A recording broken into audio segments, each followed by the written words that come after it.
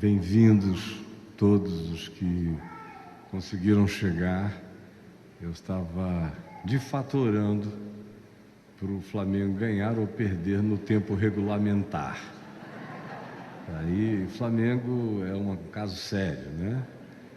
E aí, 90 minutos, 1-1, eu falei, pronto, perdemos.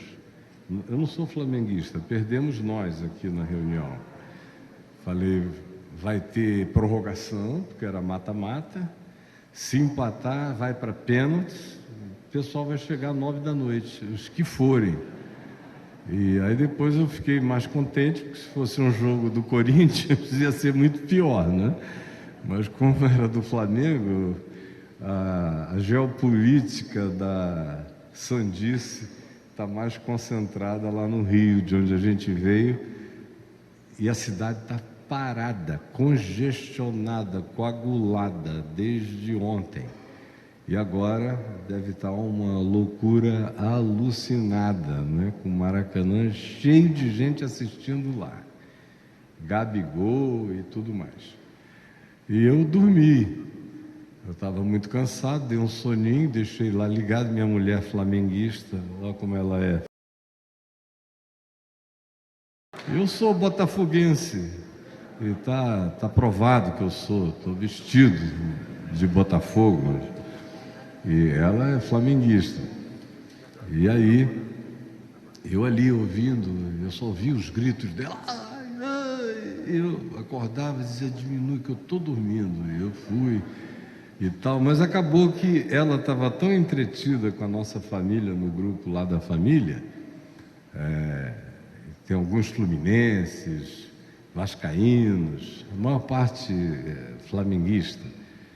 E estava aquela coisa, a família falando lá e mandando essas fotozinhas engraçadas que tem hoje em dia. Hoje explodiram várias delas em alusão ao Flamengo. E até o Cristo Redentor de Flamengo, enfim, é tudo flamenguista. E ela lá, no diálogo, eu acabei aqui dormindo, vi os gols que ela não viu, não é? Porque com a minha experiência futebolística, mesmo dormindo, eu sentia quando estava chegando um gol. Eu olhava, 1-1. Falei, esse pessoal vai empatar, vai ganhar. Aí, com 90 minutos, já estava chegando a hora, eu digo, eu vou me arrumar para a gente sair. E o Gabigol desempatou. Ela ficou nessa alegria flamenguista extraordinária, né? Vocês já ouviram o hino do Flamengo todo? É um negócio. Se fosse uma igreja que tivesse um hino daquele, a gente iria internar todo mundo, porque é um negócio. Tem uma frase que agora eu ia sair, não estava ouvindo. Em outras palavras, o cara estava dizendo, eu não sei o que seria de mim se não houvesse o Flamengo no mundo, que é Flamengo sempre até morrer.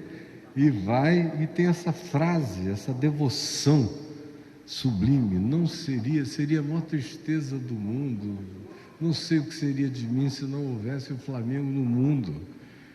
E eu falei, é difícil você jogar contra um time que carrega essa efusão religiosa, fanática, poderosa, é corintiano o fenômeno, né?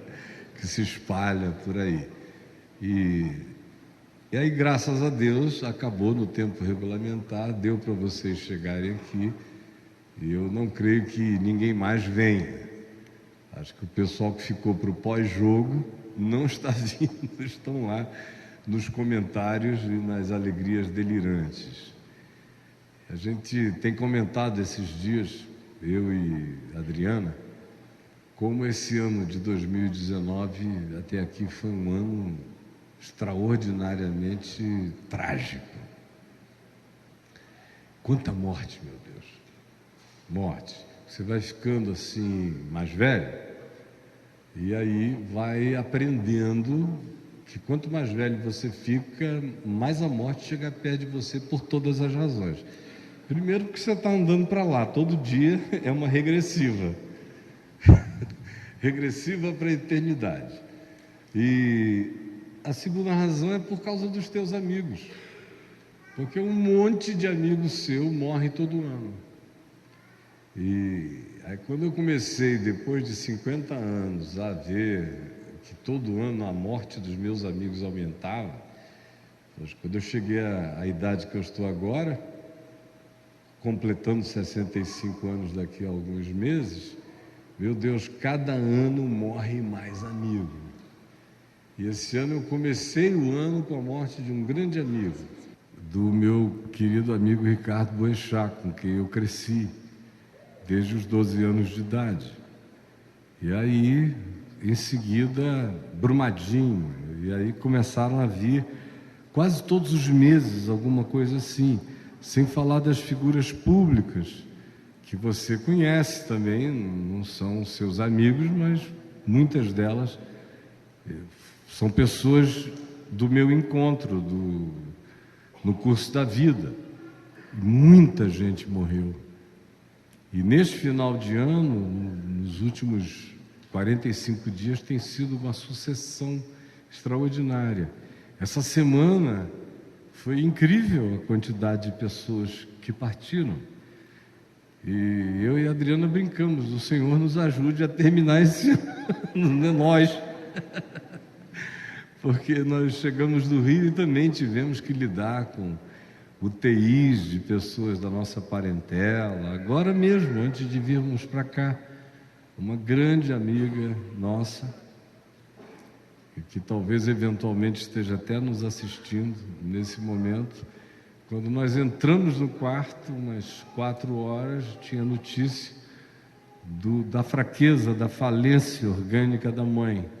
Se pensava que era uma coisa simples, solucionável com uma colonoscopia. E isso foi complicando em alguns minutos, ou hora e pouco, tomou uma gravidade e subitamente vem aquela frase: mamãe morreu. Aí a nossa amiga ligou lá da Europa, onde ela está, e a mãe dela morreu em Brasília.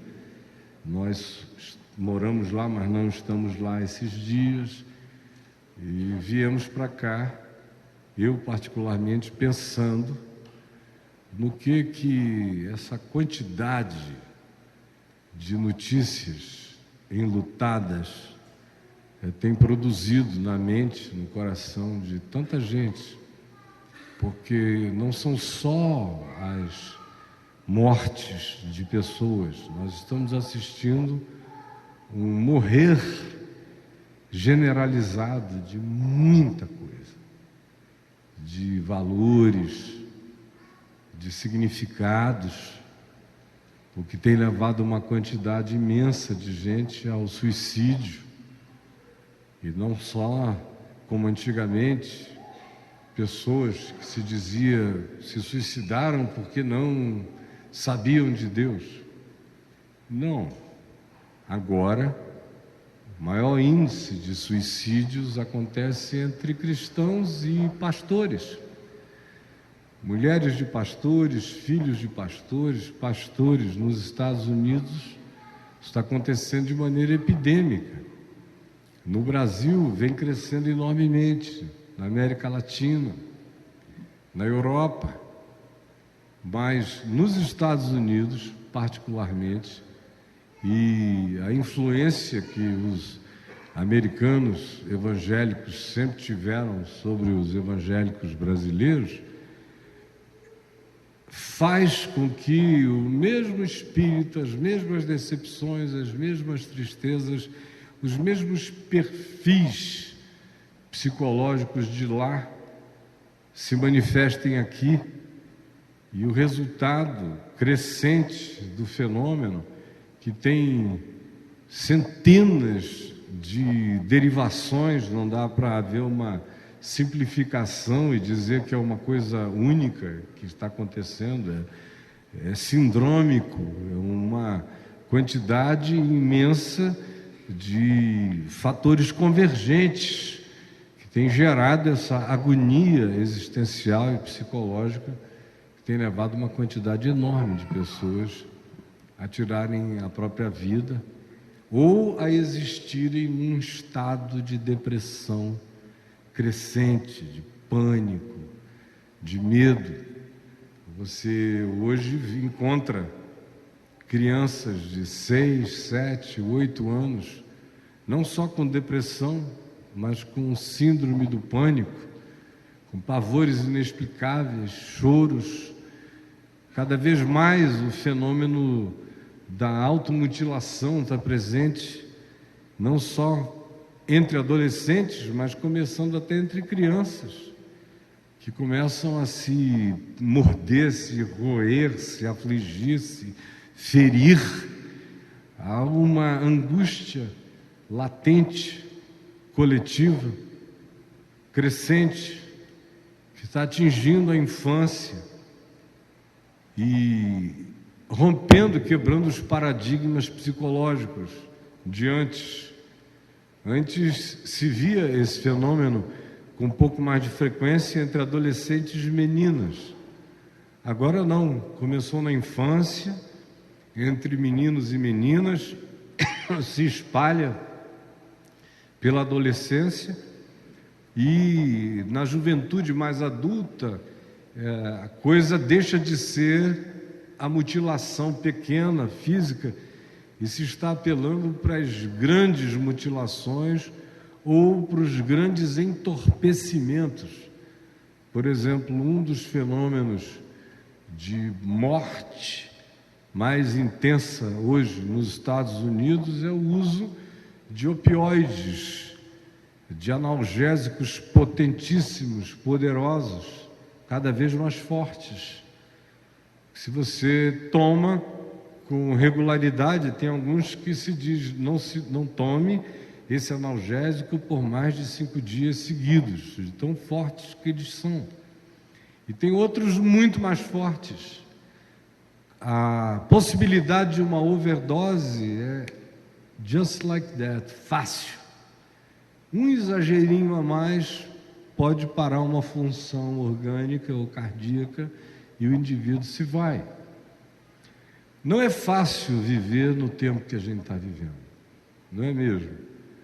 É por isso também um fenômeno como o jogo do Flamengo ganha essa intensidade de natureza apaixonada, existencial, porque é praticamente uma necessidade psíquica, de extravasamento, de catarse, de grito. Vocês vejam, por falar em extravasamento, catarse e grito, que os próprios cultos cristãos estão cada vez mais expressando catarses. A grande maioria das reuniões cristãs não tem um indivíduo falando o tempo que eu falei até agora, apenas. Já seria, na maioria das comunidades, muito tempo, sem interrupção, para rodar, para girar no peão, para bater um pé, para fazer um reteté, para se alucinar, e vai cada um para um lado, é um negócio assim que você... Bom, quando eu me converti, se eu visse um cenário daquele, eu ia entrar repreendendo tudo em nome de Jesus, sai! E tal, porque eu me converti no meio da maior manifestação demoníaca do país, na década de 70. Não tinha lugar onde você pregasse, onde o pessoal não caísse possesso, de verdade. Não era essa possessãozinha histriônica, histérica, de necessidade catártica das pessoas, ao invés de ser uma manifestação demoníaca em si, é a manifestação da angústia de existir. E quem olha aqui da frente não vê nada disso acontecendo.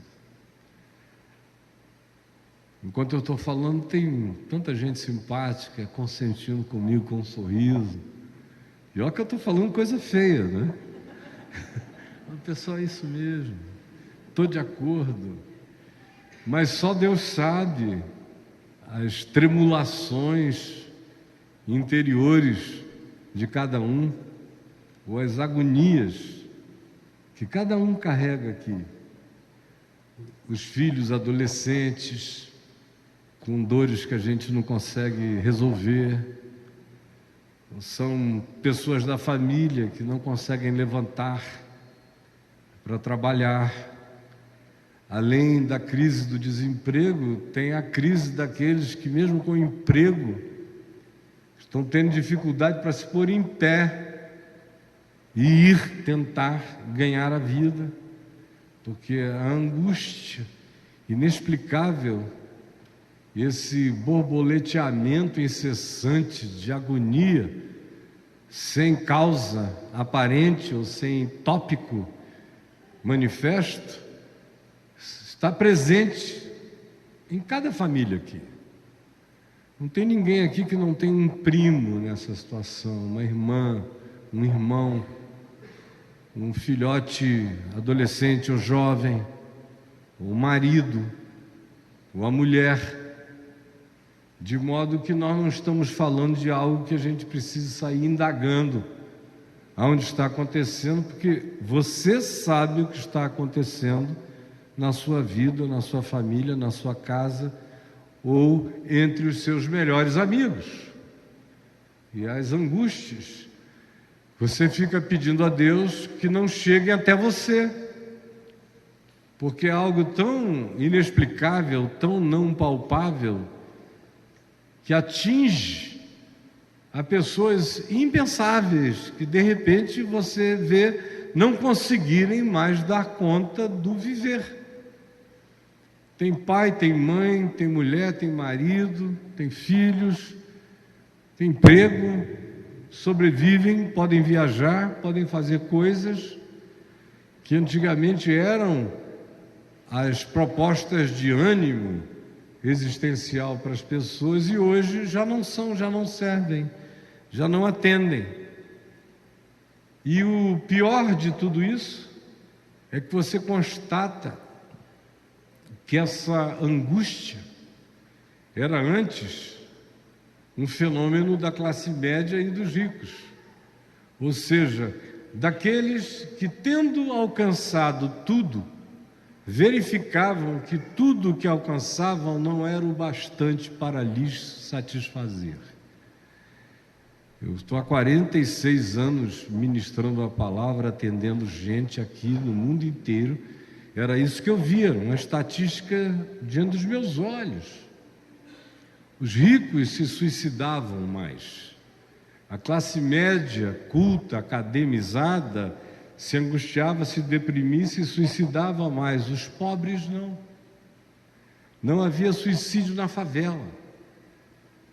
Não havia depressão na favela. Porque a necessidade da sobrevivência faz com que essa angústia existencial seja afastada da existência. Enquanto você tem que brigar todo dia pelo pão, pela água e pelo telhado, não sobra tempo para a frescura existencial que antigamente só alcançava aqueles que já tinham resolvido tudo e descobriam que a solução de todas as coisas não os solucionava. Então, durante muito tempo, a maior parte dos meus conhecidos e amigos ou pessoas que eu atendia que se matavam eram pessoas nesse nível e nessa categoria de solução financeira, econômica e social. Agora não. Agora você vê crianças pobres se matando, o que mostra que a dor da alma ficou mais aguda do que a dor da fome, em muitos lugares e para muitas pessoas. Você só chegava nesse nível de desespero existencial confessado depois que você solucionava o problema do pão, da água e da moradia, no mínimo, ou do estudo, ou da luta por alcançar os objetivos estabelecidos pela sociedade como sendo aquilo que você tinha que atingir. E uma vez alcançado e atingido o objetivo, e o coração continuando vazio, começavam as questões vinculadas ao anestesiamento, às drogas, à bebedeira como estado de entorpecimento para diminuir a dor. E depois, a solução suicida. Agora não. Agora, com fome, sem fome, a agonia cresce tanto que as pessoas não estão precisando se desiludirem com as soluções relativas propostas para então apelarem para algo trágico. A depressão, o pânico se socializaram em todas as camadas da sociedade humana no ocidente da Terra, especialmente, e está atingindo o mundo inteiro e se tornará um fenômeno planetário, como Jesus disse que seria.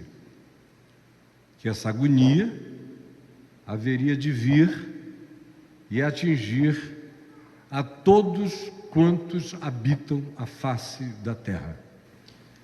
Isso está em Lucas 20, 21, 22, em textos e lugares diferentes das falas, dos olhares futuros de Jesus acerca da humanidade.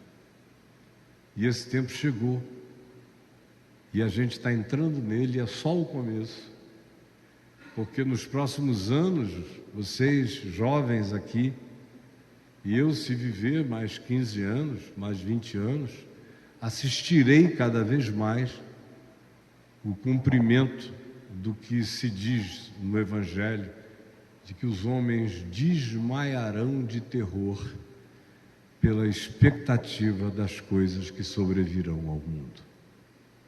Cada vez mais. Quem tem me ouvido, especialmente os que me ouviram esse ano inteiro, e eu falo todo dia, e falo muito, talvez até demais, todos os que me ouviram me viram bater nessa tecla o ano inteiro, e eu vou continuar falando sobre isso, porque o fenômeno só apenas crescerá. Aí você diz, e o que você veio nos dizer hoje aqui? Bom, já estou dizendo, na esperança de que o que eu estou falando esteja encontrando agasalho no coração de todos os que estão aqui, de todos os que porventura estejam nos vendo nas plataformas sociais, nas lives. Eu, no entanto, quero ler um texto da Bíblia que aparentemente não tem nada a ver com o que eu estou dizendo, mas vocês verão que tem tudo a ver. Está no livro de Números, no Velho Testamento, no capítulo 21, que diz do verso 16 em diante: dali partiram o povo de Israel, sob o comando de Moisés, partiram para Beer. Beer, em hebraico, significa poço cavado pela mão do homem. É diferente da fonte que brota sozinha, que explode na superfície. Beer é aquilo que a gente faz, é a água que a gente procura, é a tentativa humana de se dessedentar, fazendo o esforço pessoal para atingir a essa saciedade, como era o caso deles, peregrinando no deserto.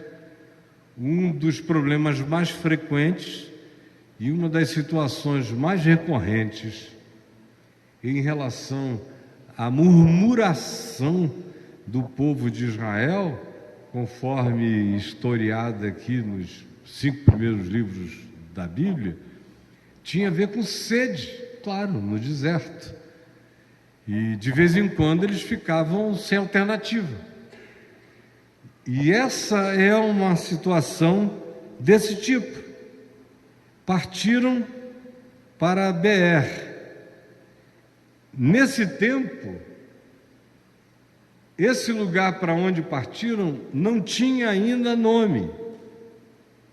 Essa é uma descrição retroativa.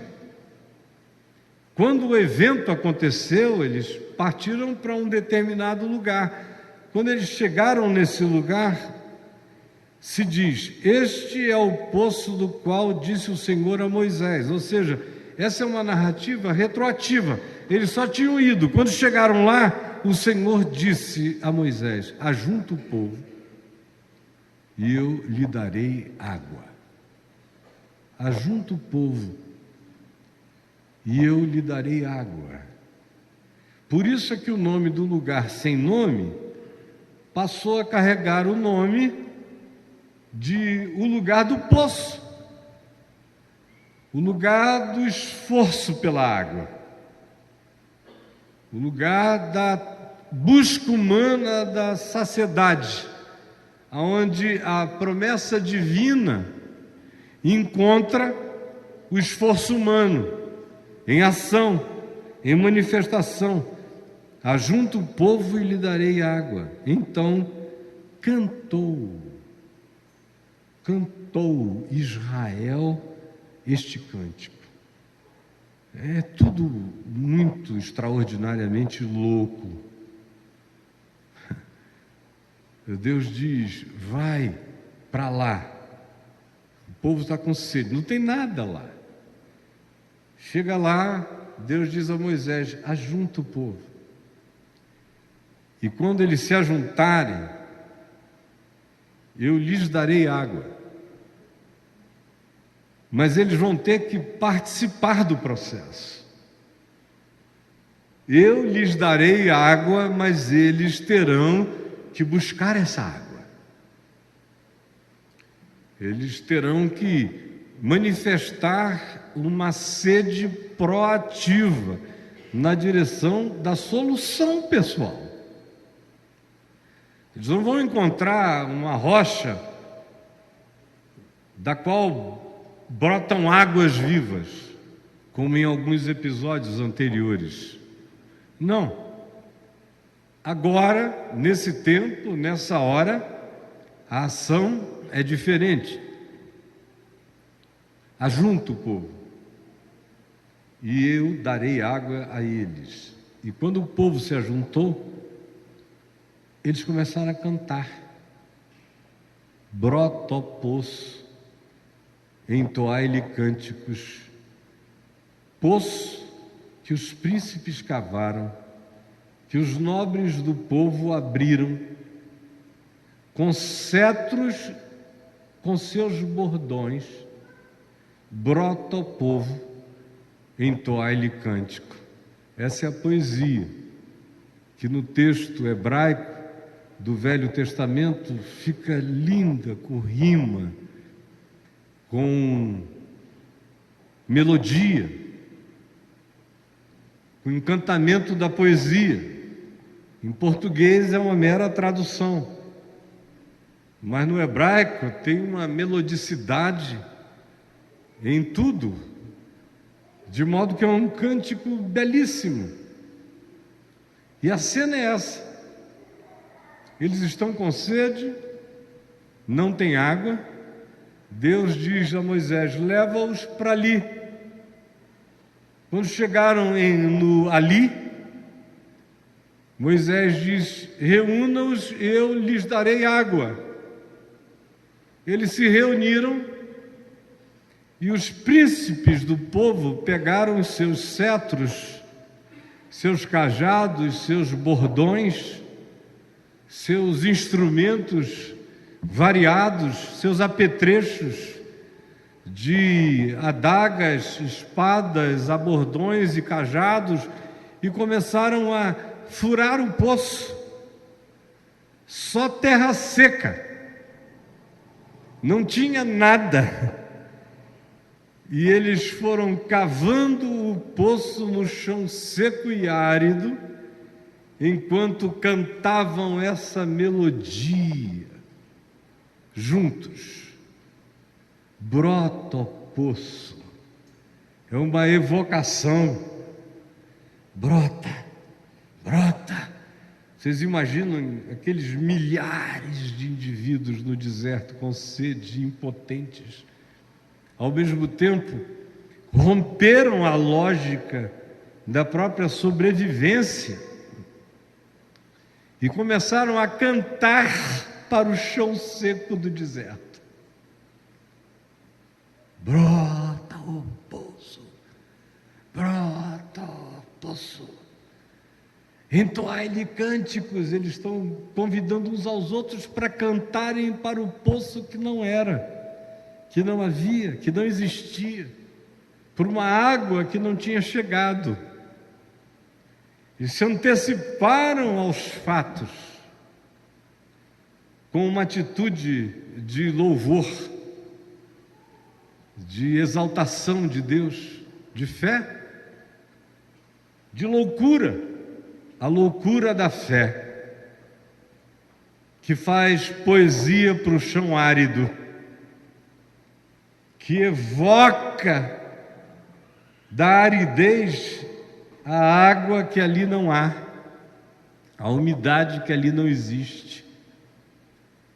Usam seus cetros e apetrechos, e aqui se diz que são os principais do povo, os príncipes e os nobres, cantando e evocando: vem, vem, brota, brota.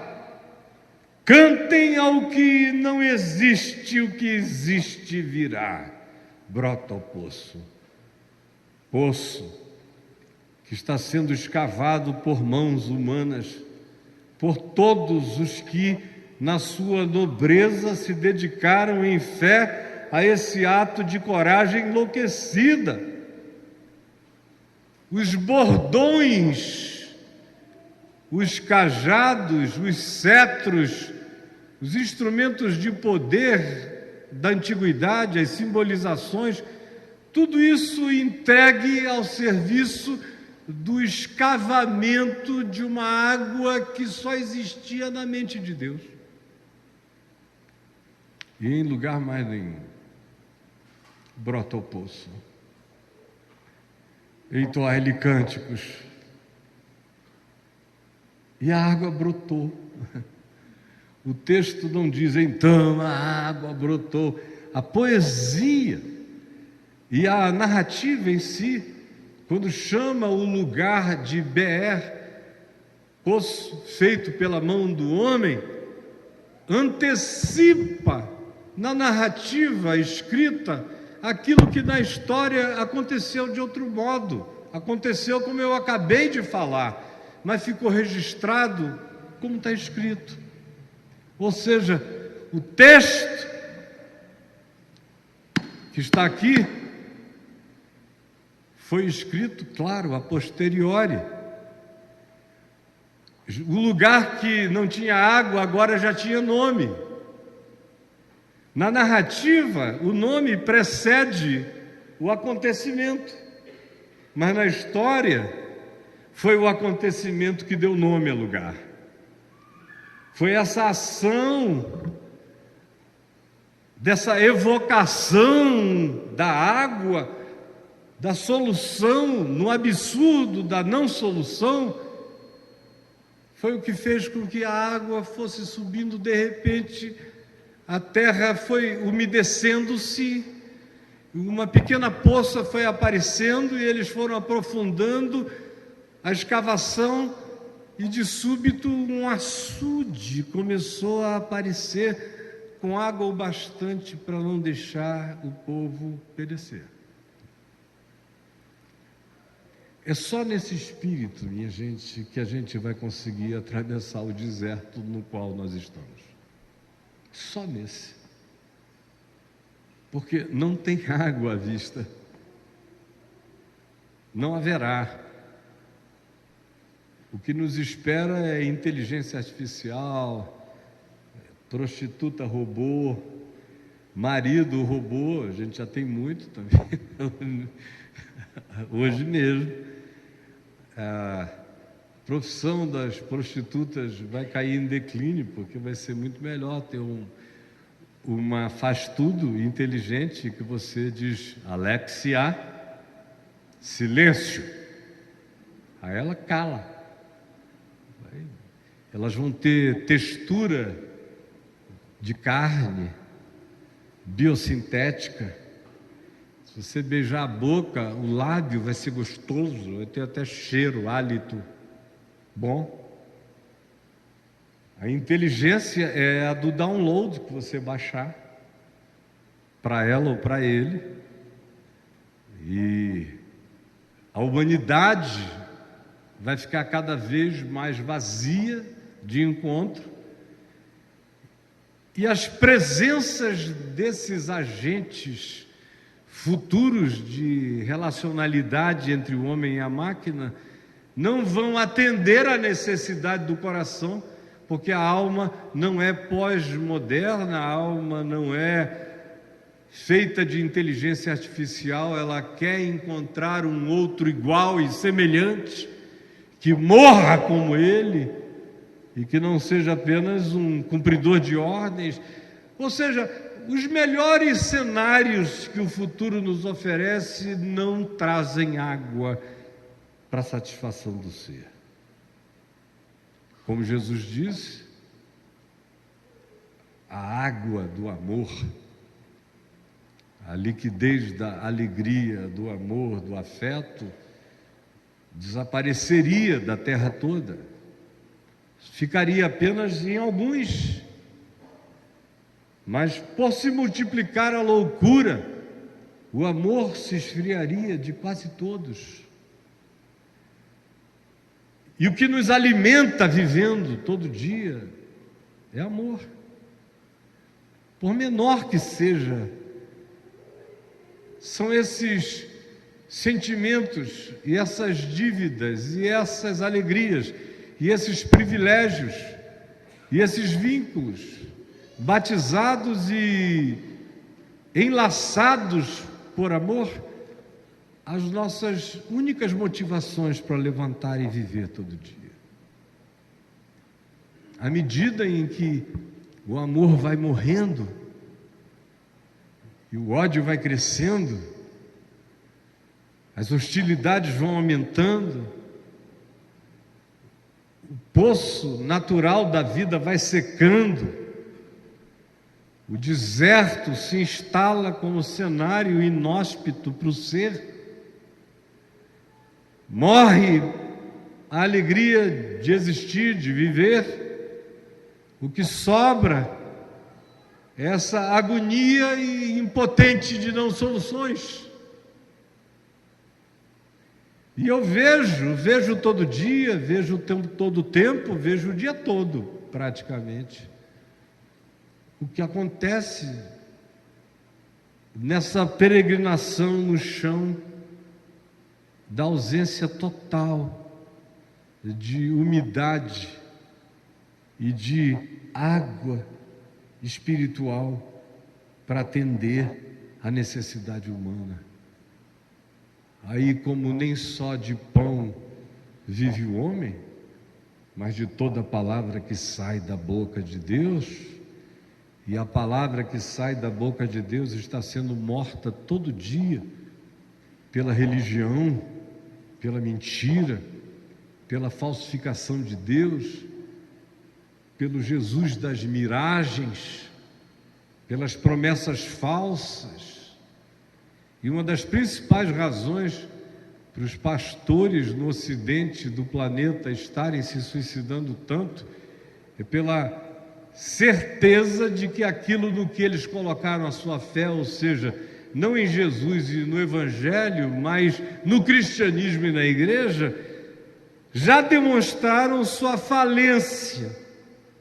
Já faliu na Europa, está dando as suas esperneadas nos Estados Unidos, se agarrando no cetro da política para ver se poder humano e de imposição de hábitos e costumes, assim como está acontecendo também no Brasil, pode dar a eles algum tipo de significado, ou seja, as nossas vidas, os nossos valores serão mantidos, o nosso mundo não acabará, mas eles sabem que está acabando e vai acabar. E aí radicalizam, agarram-se às miragens, onde não há de fato água para atender a necessidade, nem para satisfazer o ser. Eu vejo todo dia a crescência desse futuro horrível e inóspito. E assisto à morte da fé no coração da maioria. E é porque a fé está morrendo, e é um fenômeno morrente no coração de muitos, é que a desistência da vida e o abismamento na não solução vai tomando conta da mente e do coração, e as pessoas vão desistindo. Mais do que nunca, essa é a hora para se dizer: ajunta o povo e eu lhe darei água. Ajunta o povo não significa frequente uma congregação. Também, quando congregar é bom, congregar faz muito bem. Mas ajunta o povo num sentido muito mais profundo, de que nós precisamos encontrar a nossa identidade em Deus. Nós só somos povo com significado se formos povo de Deus. Um povo reunível, ajuntável, em torno do nome do Senhor e da palavra dele e da soberania dele. Hoje você tem templos abarrotados e vazios de genuína alegria, vazios de fé, vazios de um amor que atenda a necessidade da vida, vazios. E você vê que a multiplicação do fenômeno religioso não tem nenhuma correspondência com a satisfação existencial desses que frequentam os ambientes da religião, mas continuam vazios, ocos e angustiados, porque não estão ajuntados. Eles frequentam, mas não é em torno da palavra. Não é a voz de Deus, o Evangelho de Deus, que é o centro da convergência. Ao contrário, é busca de prosperidade material, de soluções para o imediato, só de cenários estilo Black Friday da alma. São descontos que são oferecidos, ou são palavras de magia que são propostas. Nada além disso. E à medida em que as pessoas experimentam, vão caindo em frustrações imensas, e não tem frustração pior do que aquela que se estabelece como o fracasso de Deus na minha vida. O indivíduo pensa que aquilo é Deus, pensa que o que ele está ouvindo é palavra de Deus, pensa que aquelas promessas são promessas de Deus, quer crer que sejam, porque ele não quer nada mais profundo também, e depois de um tempo ele descobre que até aquilo raso que lhe era proposto não tinha absolutamente nada a ver com Deus. E aí a solidão é esmagadora.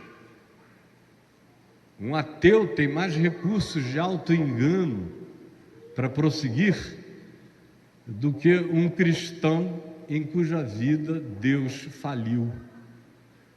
O desespero é muito maior, a vontade de morrer é muito mais intensa, acreditem em mim. O que eu vim dizer a vocês?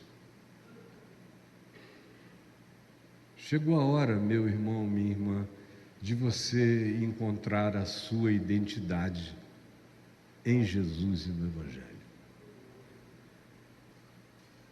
Ajunta o povo. Eu venho com essa agonia desde menino, porque eu comecei a pregar garoto, um homem idoso e jovenzinho, com uma ardência profética que nasceu em mim como se eu fosse um velho. Foi o que eu fiz a vida inteira até aqui. Estou ficando velho, mas a ardência não passou, ela está se renovando em mim. E a minha mulher testemunha de que nos últimos 2 anos e meio ela cresceu bastante. Há 2 anos e meio atrás, um pouquinho mais do que isso, eu estava uma noite numa agonia, uma aflição, não sabia por onde pegar mais. Tipo, eu já fiz de tudo, e agora? O que eu faço? Na varanda lá de casa, ela veio por trás, orou comigo. Eu estava numa inquietude: Senhor, me mostra a tua vontade. Tem algo que precisa ser feito e eu não sei onde começar, por onde começar. Eu já fiz tanta coisa na vida para tentar comunicar essa esperança ao máximo possível de pessoas. E agora? Tudo tinha entrado num ocaso enorme. O que eu estava assistindo e estou é o crepúsculo das esperanças no coração humano. E aí, nesse dia eu estava angustiado. No dia seguinte, Deus me deu uma alegria enorme. A Polícia Federal chegou lá na porta da minha casa com um mandato de prisão. Aí eu olhei e falei: ó, quem sabe, né? Isso era um negócio do Fernando Henrique Cardoso, de 21 anos atrás, onde o Lula tinha entrado e mentido um monte de coisas. Eu achei tudo tão patético que deixei para lá. Deixei tanto para lá que correu a revelia. E ninguém queria me prender, eu não sabia. Que onde batia, parava. Não, esse é um homem de Deus, eu me converti com ele, não, vamos deixar isso para lá. E foram deixando. Até que chegou uma ordem, em março daquele ano. E eu estava saindo para Israel, fui para Israel, viajei, fui para a Turquia, fui para a Europa, voltei, saí pregando por aí. E a Polícia Federal com aquela ordem para ir lá em casa, e ninguém queria ir. Porque a maioria ali tinha se convertido comigo, a mãe tinha se convertido, tinha gente que eu tinha batizado, tinha outros. Vocês não têm ideia da maravilha, do testemunho que eu ouvi de Deus. Eu tinha que ir para aquele lugar para ver como durante todos esses anos a misericórdia de Deus me habitou, o poder de Deus está em mim, o Evangelho de Deus é vivo em mim, e a minha vida deu fruto, fruto, fruto e fruto. Os 2 que foram me pegar, um estava chorando, me mostrou o papel com lágrimas. Ninguém queria vir, a gente tirou no palitinho. Esse negócio estava lá há 3 meses. Ninguém queria vir, o superintendente dizia: não vai não. Até que chegou uma hora que ele disse: hoje, infelizmente, hoje alguém tem que ir. Aí eles foram xingando o mundo inteiro dentro do carro, foram num carro sem caracterização, nós não queremos que ninguém veja. Eu falei: não tem problema, meu irmão, eu estou noutra. E ele chorando, o rapaz da frente, o outro indignado. Chegamos lá, o moço que veio me atender para fazer a minha ficha, chamado Davi, falou um palavrão, sabe esses palavrões maravilhosos? Quando o cara fala aquele palavrão de indignação justa. Tanto ladrão para a gente prender, eles vão pegar logo um homem de Deus, um dos poucos que sobraram. Eu não vou fazer sua ficha, não me nego, eu não vou para entrar para a história fazendo sua ficha aqui dentro. Vem fulano, aí ninguém queria fazer minha ficha. Aí eu falei: me dá que eu preencho. Aí me levavam para lá e para cá com aquele amor todo. Aí falaram: não, manda chamar o senhor advogado, porque a gente expulsa o senhor daqui com qualquer papel. Aí nada, o advogado, que já tinha me ajudado em algumas coisas menores, estava viajando, estava em Goiânia. E a nossa filha advogada e outra é que se juntaram para tentar fazer aquilo correr, mas não dava tempo. Me levaram lá para dentro, para uma sala, estava preso numa outra o governador, o vice, um deputado federal, tinha uma companhia interessantíssima, um senador. Eles, ô reverendo, eu falei, tudo na graça de Deus, e vocês? Eles meio cabreiros, né? E eu numa alegria. E me puseram numa sala com um sofá gostoso, fica aqui. Eu dormi 3 horas, deitei e dormi. Quando eu acordei, me mostraram pelo vidro a Adriana lá fora com os nossos filhos, a bichinha chorando lá fora, assim, ela não podia me ver, eu é que a via daqui de dentro.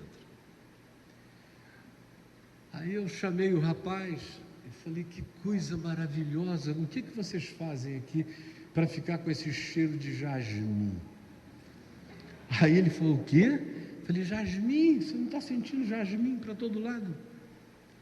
Eu pedi para ir ao toalete, eu fui até lá, só jasmim. Entrei do toalete, aquela coisa divina, um cheiro penetrante. Eu saí e falei, não é possível, você não está sentindo? Ele falou, não é só o senhor que está sentindo isso. Vai ver que é para o senhor. Eu falei, com certeza é. E aí chegou 5 da tarde, era a hora de eu ir para Papuda, já que não tinha chegado ninguém, eles não queriam que eu fosse. Falei, eu prefiro ir logo, porque está claro, é dia, deixa eu chegar lá e encontrar o meu catre, para passar uma noite boa. Aí eles, o senhor parece que nem está indo ser preso. Eu digo, não tem ninguém, nem poder nenhum na terra, com a capacidade de me prender, vocês estão entendendo? Eu posso até ficar confinado, mas preso nunca. Não tem poder na terra com capacidade de me prender. Aí tinha que ir ao Instituto Médico Legal para fazer o exame. Eu já fui tirando camisa, fui querendo tirar calça, todo mundo com vergonha de mim. Não fica nu, não. A gente não quer ver o senhor nu. Pode ficar de roupa, eu vou só assinar aqui que o senhor está todo bem, não sei o que, pode ir. Aí para conseguir entrar na Papuda foi outro problema. Havia 6 moças na recepção para o encaminhamento, 4 das quais me assistem todo dia. Aí uma começou logo assim a chorar, dizendo, não é possível, não sei o que. Eu falei, fica calma, minha filha, deixa eu entrar logo, que é para eu pegar a luz do dia. Aí disseram, manda ele lá para lugar tal que é melhor. Os carcereiros foram me levar. Um tinha se convertido comigo numa cruzada minha em Anápolis. Era um do olho verdinho. Um outro, a mãe, que tinha se convertido comigo, o pai comigo, não sei o que e tal. Eles não queriam fechar a grade. Me levaram lá e não, a gente não vai fechar isso.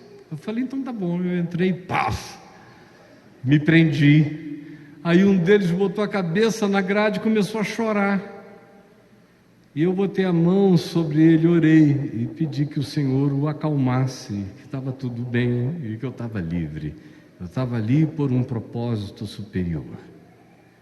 Aí quando eu entrei, que eu virei de costas com a minha ordem de prisão na mão, eu dou de cara com o senador Luiz Estevão.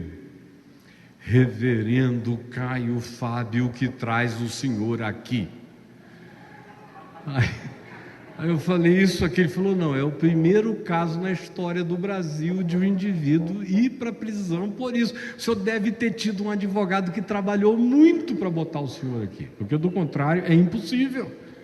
Isso aqui não é crime de natureza nenhuma, só pode ser um desleixo absoluto para trazer o senhor aqui. Eu disse, da minha parte foi total. Provavelmente o advogado tem ajudado também. Aí fui, mais da metade do presídio me conhecia, tinha gente que tinha se convertido comigo em 1978 em Manaus, que estava presa lá. Meu irmão, eu estou aqui. Aí me contavam as histórias. Os carcereiros não quiseram fechar o cárcere nessa noite. ficamos com tudo aberto até 9h30 da noite para eu poder pregar para o contingente todo, e no dia seguinte, de 6 horas em diante, era só pregação. Enfim, fiquei 3 noites e 4 dias. Na sexta-feira, a Adriana esteve lá com meu filho Davi, e ela mesma viu o que estava acontecendo no lugar. Brota ao poço, entoai-lhe cânticos. É esse poder que chama a água, não importa o deserto no qual você esteja, e ela vem e ela brota. De lá para cá, eu, da saída, já trouxe comigo não sei quantos. Acabou que houve presidente da República que foi para a prisão por causa da minha. Aconteceram tantas coisas que estão para além da necessidade de serem aqui narradas, e são profundas e íntimas e sérias demais para que eu as divulgue, mas que mostram a soberania total de você ter sido colocado, como eu fui, num lugar como aquele. E para mim foi uma experiência de graça, de luz. A minha oração é: Senhor, por onde eu começo? E o Senhor disse: olha, que tal a Papuda? E a Papuda encheu meu coração de alegrias juvenis, de ânimos que nenhum spa da terra produziria em mim, nenhum retiro, nenhum encontro, nenhum ajuntamento de irmãos. Foi uma evocação de água no deserto, e aquela alegria de ver o cetro de Deus da minha mão, abrindo e cavando e trazendo a água aonde não havia água. Uma experiência que trouxe de volta alegrias imensas para o meu ser, e um louvor contínuo e uma determinação de, em nome de Jesus, abrir poços feitos pela mão humana e provocados pela palavra de Deus, onde quer que Ele me ponha até o fim da minha vida. Aí você pergunta: e o que essa história tem a ver com o que você vinha dizendo? Ora, eu vinha dizendo que os dias são horríveis, são maus. O que eu vinha dizendo é que, se nós não tivermos a consciência de que, para viver nesse tempo, ou em qualquer circunstância, ou em qualquer situação ou adversidade, precisa existir esse ouvido aberto para essa voz que diz: ajunta o povo, reúna-se com o povo, e aprenda e reaprenda a sua identidade, o seu significado, quem é você nessa peregrinação. Fala com esse chão de poeira, ordena a minha palavra de alegria, professa a fé na minha soberania, e você vai ver as águas brotarem aonde não havia água. Foi o que eu fiz a vida inteira, é o que eu voltei a fazer com alegria muito maior. Eu não sei quanto tempo mais eu vou viver, mas quem viver para me ver vivo até o último dia da minha vida, me verá mandando poços se abrirem nesse tempo apocalíptico, na travessia desse deserto do desamor, da iniquidade, da desesperança, da não humanidade, da perda total de significado, que faz ter ardente desejo de morrer. Se não for isto, se não for esta fé, não há meios de que a gente consiga fazer essa travessia. É interessante que eu, cada dia, converso mais com ateus. Agnósticos e ateus têm muito carinho por mim, muito respeito. E eles me chamam para conversar. E quando eu digo o que eu estou dizendo, não esse texto, mas o que eu estou falando, esse pensamento, essa certeza, essa convicção. Anteontem mesmo, na casa de uma pessoa muito conhecida, com outros amigos dela, só ela cria, os outros não. Eu falei de outro modo o que eu estou dizendo aqui, e eu fui vendo os que confessavam não ter fé, terem fé no que eu dizia. A gente não tem fé em nada, mas o que você está dizendo, se não for isso, está todo mundo perdido mesmo.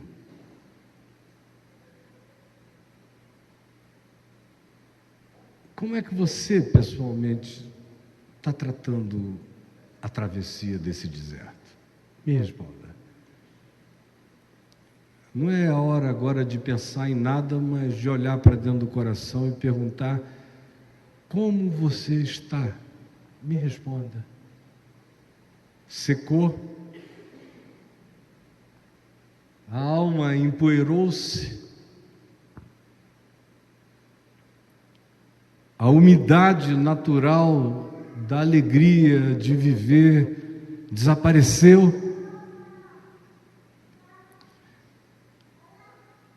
Pegue o seu bordão, pegue o seu cetro, pegue a sua melhor vontade, pegue a sua disposição, fixe a sua mente em Cristo, autor e o consumador da nossa fé. Ponha nele, só nele, absolutamente nele, a fixidez do seu olhar. Não olhe para trás. Ande, siga e cave todo dia. Abra poços. Cave em nome do Senhor. Não se renda, não se entregue, não se deixe tomar pelo espírito da aridez e da morte. Em nome de Jesus, mude a sua atitude mental. Não há nada à nossa volta nos provocando esperança para o futuro. Essa esperança só acontece, só existe, se eu evocar do poço do meu ser, se eu chamar de dentro de mim, chamar de volta, em nome de Jesus. Essa água que sabe Deus e só Deus sabe quando foi, que foi coberta pela areia do tempo e secou dentro de ti, no subsolo do teu ser. Está aí dentro de você, mas ela tem que ser chamada e evocada, e tem que ser evocada com louvor, com esperança, com fé. Eu acordo todo dia e digo para Deus, para os anjos, para os demônios e para quem queira ouvir, que como Deus é Deus, eu sou maioria na terra, mesmo que sozinho. E ando nessa convicção, chamando água de dentro de mim, porque a palavra do Senhor valida. E diz: anda na direção de juntar os que conseguem perceber sua identidade como povo de Deus e ajuda-os a chamarem a água de dentro do coração com espírito de louvor, de fé, com essa invencível determinação em nome de Jesus. Quem veio aqui esperando ouvir qualquer coisa extraordinária, vai voltar para casa frustrado. Mas se você veio querendo ouvir uma palavra de vida, volte para a existência com coragem de viver, de não se entregar, de não se render. Você vai conseguir atravessar o deserto todo. E eu também. E de desertos eu entendo um pouquinho. Sei como é atravessá-los. E sei que no pior de todos, a palavra de Deus, casada com a ação de quem pela fé fala com a poeira do chão, a água daí brota. E esse chão sem nome ganha nome. Beer é o seu nome. Poço feito pela ação do homem, crendo na palavra do Deus que disse: ajunta o povo e eu lhe darei água. Vamos ficar em pé.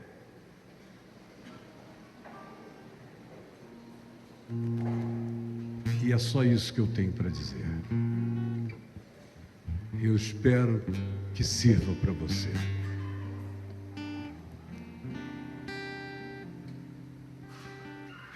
Eu espero que sirva para você. E quando tudo secar, não esqueça desse dia, nem esqueça dessa hora. Fala com a poeira desse chão. Dá ordens ao chão desse planeta. Da tua vida, da tua família. Nós temos uma grande família, eu e minha mulher. Uma família grande e uma grande família. Muitos filhos, netos, agregados. E a minha palavra todo dia, de um modo ou de outro, para todos eles é essa: vai ficar muito pior do que vocês podem imaginar. E mesmo que eu não esteja aqui para lembrar vocês disso, não esqueçam, pelo amor de Deus, todos os dias que eu vivi, que eu vivi na face da terra, foi dando ordens ao deserto. Foi crendo que tem um cetro invisível na minha mão, poderoso para abrir poços no chão e para evocar na fé, na esperança e no amor de Deus, na certeza da ressurreição dos mortos, evocar água de todo e qualquer chão. Brota, brota e canta, brota e canta, brota e canta, canta e brota, brota e canta, canta e brota, brota e canta. Entoai-lhe cânticos, brota ao poço, entoai-lhe cânticos, brota ao poço. Você pode repetir isso comigo? Brota ao poço, entoai-lhe cânticos, brota ao poço, entoai-lhe cânticos, brota ao poço, entoai-lhe cânticos. Senhor Jesus, por favor, a grande maioria não vê cenários a não ser dessa poeira de agonia, de um deserto humanamente inatravessável e que vai se tornar horroroso para os nossos filhos, para os nossos netos. Eles não estão nascendo para um mundo melhor, infelizmente, mas planta em nós o cântico do poço no deserto, para que a nossa vida seja um exemplo de que não há poder no deserto maior do que aquele dos cetros imantados pelo teu louvor, pela atitude que não se rende e que proclama a tua alegria pela fé no nosso coração, e que mesmo que as figueiras não floresçam, que não haja fruto nas vides, e que os produtos das oliveiras mintam, e os campos não produzam mantimento. Todavia, no entanto, nós nos alegremos no Senhor, que é o Deus da nossa salvação. Brota o poço, entoai-lhe cânticos. Vamos entoar um cântico, que não seja um cântico, mas que seja o cântico do nosso ser, hoje, para Deus, e amanhã, e depois, e sempre. Cantar esse canto não é cantar músicas, é cantar vida, é cantar confissões, é cantar esperanças, é cantar novos olhares, é cantar a nossa não redição sob qualquer que seja o tacão de poder algum, em nome de Jesus. Amém.